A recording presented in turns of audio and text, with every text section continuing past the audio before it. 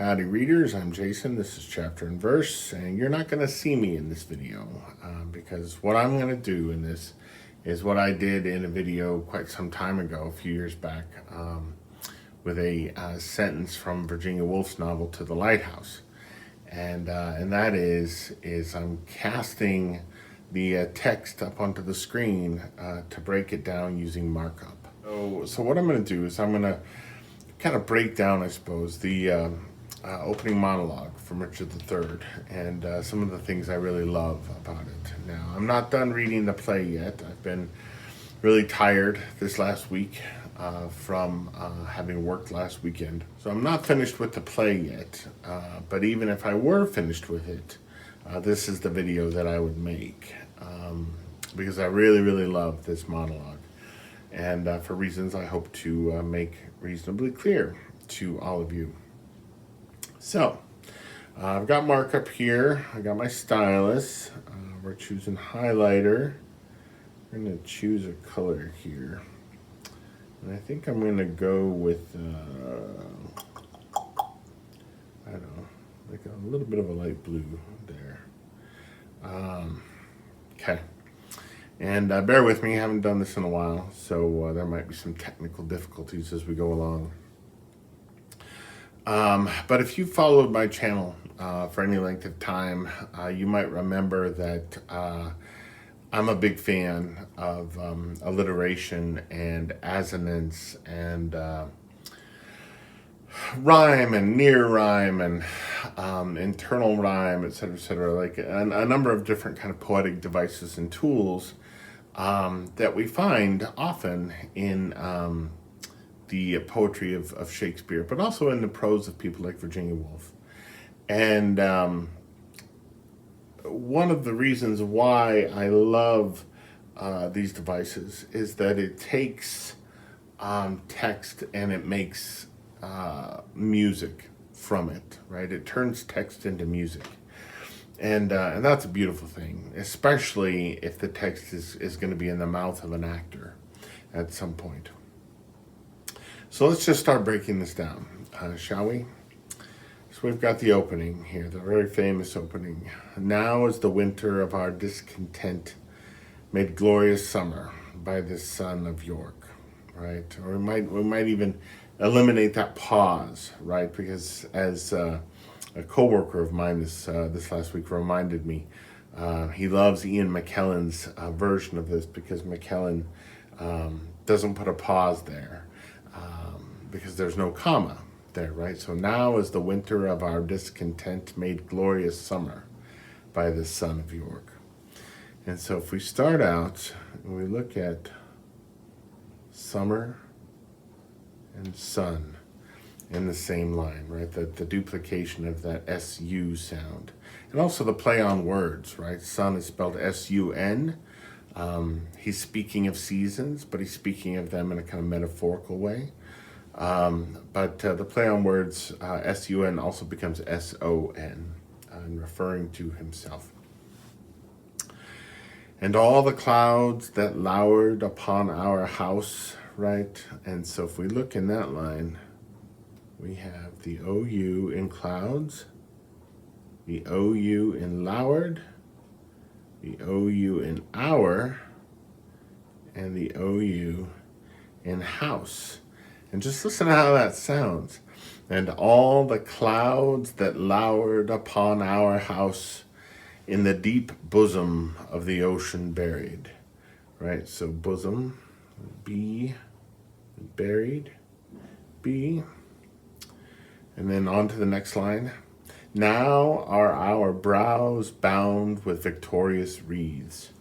Right, so we've got our next to each other, which would be a nightmare to pronounce correctly on stage. I can't imagine the anxiety the actors must feel going out and knowing that in the fifth line of their dialogue, they have to say, now are our brows. That would just be a nightmare, a true nightmare, I think. So, but if we look at that, we have the OW in now, and the OW in brows. But we also have the OU in hour and the OU in bound. And R is almost identical to those sounds, right? So, and plus we have the B of brows and the B of bound as well. Now are our brows bound with victorious wreaths. Our bruised arms hung up for monuments, our stern alarums changed to merry meetings, our dreadful marches to delightful measures. Okay, so let's look at this here. So we've got arms. And then the very next line, okay, our bruised arms, our stern alarums, right? So alarums basically is a word that has arms kind of smuggled within it. And they're in the same position in each line, arms and alarums, which is kind of a beautiful thing. And then we have monuments and merry meetings. So not only the duplication of the M sounds, okay, M there, but we also have two M's within monuments. So monuments and merry meetings, it's almost like 4 M words rather than 3. So we have that M sound repeated 4 times instead of 3. Our dreadful marches to delightful measures, right? So DM,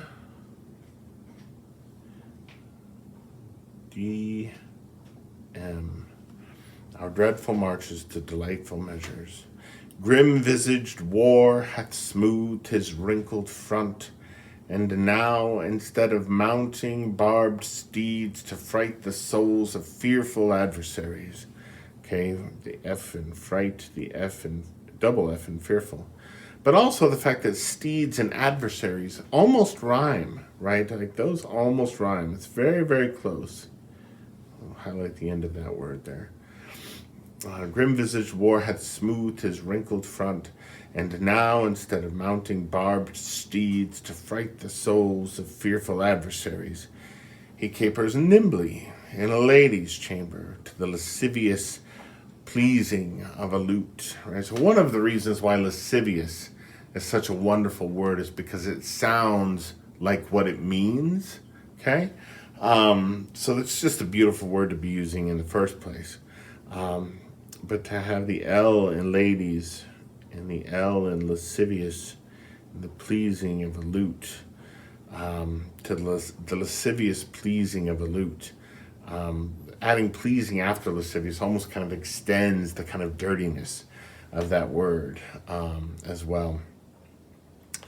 But I that am not shaped for sportive tricks, nor made to court an amorous looking glass, I that am rudely stamped and want love's majesty to strut before a wanton ambling nymph.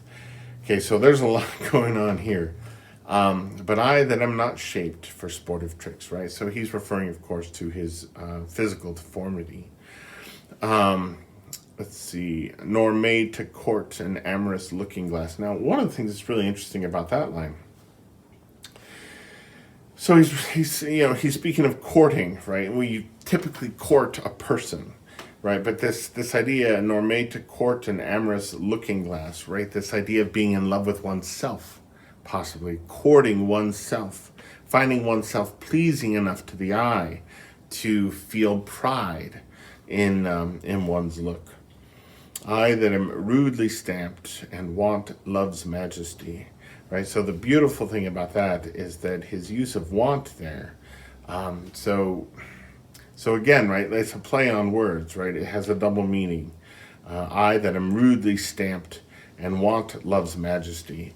Want here means am deprived of, right? He's referring to a lack, but at the same time, it's referring to what we typically think of want as meaning, right? And that is desirous of, right? So it's doing double duty there.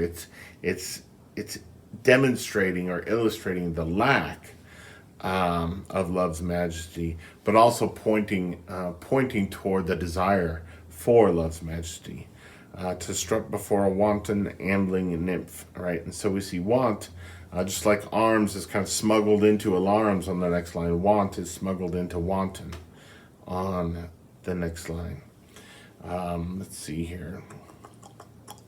And rudely stamped on want, love's majesty. Let's scroll a little bit. I that am curtailed of this fair proportion, cheated of feature by dissembling nature, deformed, unfinished, sent before my time into this breathing world, scarce half made up, and that so lamely and unfashionable that dogs bark at me as I halt by them. All right, so let's break this down. So fair proportion, cheated of feature. Okay, so the F in fair, the F in feature. It's interesting that he uses the word dissembling here as well. Cheated of feature by dissembling nature, right? He's accusing the nature that formed him in the womb of being a dissembler, when he himself in this play is the great dissembler, you might say. And so he's resentful of nature demonstrating the same quality that he himself has perfected, which is fascinating. Cheated of feature by dissembling nature, deformed. There's another F in there as well. So it's beautiful. Fair, feature, formed, deformed, unfinished. Another F there. Sent before my time into this breathing world.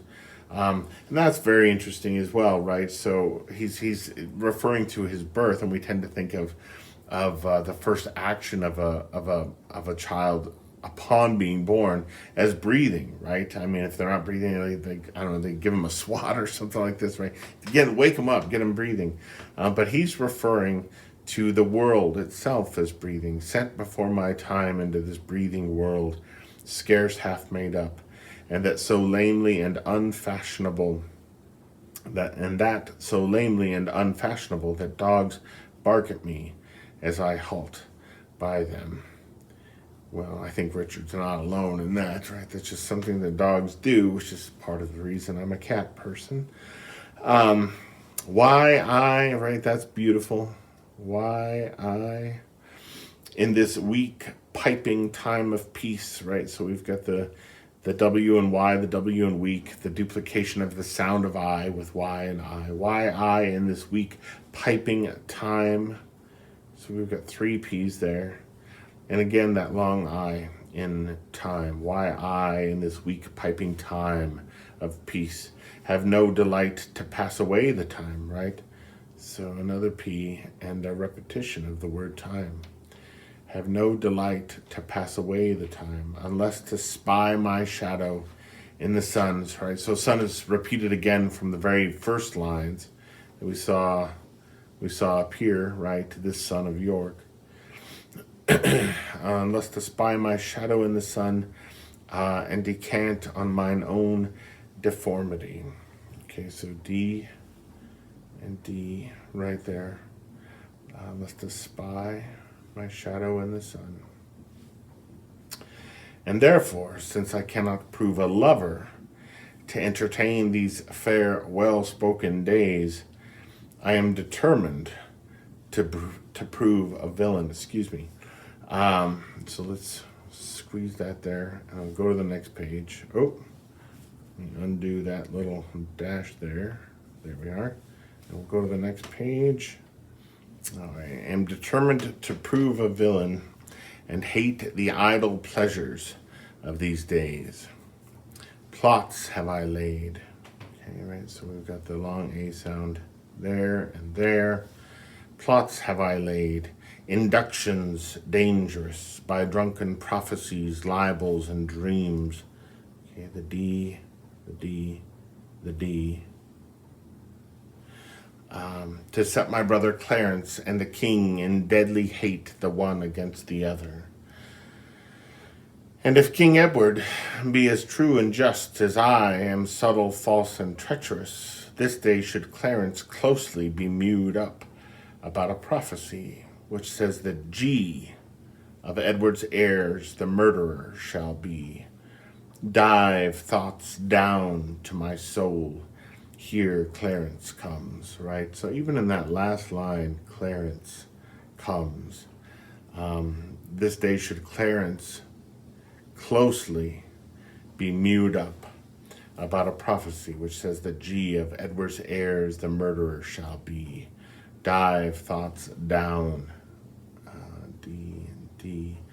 I love the idea of the intellect diving down beneath the surface to where the soul resides, joining it there, right? Conspiring it with it there. That's a really beautiful idea as well. So you might be saying, so why is Shakespeare doing this? Why is he repeating these usually consonant sounds at the beginnings of words in this speech? And repeating the vowel sounds within the words, right? The long A sounds, the long I sounds. What is the point of that? What's he doing? Well, there's something really, when you hear it done, when you hear it recited by somebody who's much better at it than I am, there's something really seductive about it, right? So again, right, like it gives us language that is not only laying out information, it is fashioning itself into a kind of music, right? Now, this is useful for the actor to remember it, right? Because the repetition of these sounds, I don't know, it sticks in the kind of inner ear of the actor, right? It gives them things, reference points within the lines. They know that this bounces off this word, or this rhymes or echoes with this word, and so it actually assists the actor in memorization. But it's not just for the actor that this is done. I really do feel like it's more for the reader, for the audience. And what it does is it suggests a kind of seduction in the speech, right? And if Richard, like I said, is the great dissembler, then he's very interested in making us believe what he has to say. He wants to woo us on some level, into, if not accepting, his kind of Machiavellian machinations, as it were. At least, I don't know, to be entertained by them, to be lured into what he's doing as a kind of spectator, if not a participant. And that's one way to do it, right, is to kind of seduce us with language. We might, he speaks of courting the mirror. We might think of this as Richard's attempt to kind of court us into being convinced of his claims and his ambitions, come what may, with what he has planned for the people around him. So anyhow, I just wanted to share some of my observations there with you guys, and why I love this speech so much. I love it because it's really beautiful language, and it's more beautiful, in fact, I think, than anything in Romeo and Juliet, even though it's not romantic. Like the language, or like the story anyway, in Romeo and Juliet might be, and some of the language as well, right, in Romeo and Juliet. This is beautiful on the level of language, right? So not so much in what it has to say, but in how it's saying it, and that's a marvelous thing to behold in literature. So anyhow, if you have any thoughts, let me know in the comments below. And maybe once I'm actually finished with the play, I'll put up a community post or something and kind of let you guys know what I thought. But otherwise, on to Antony and Cleopatra here in Shaketember 2023. I will see you guys again very soon. Adios.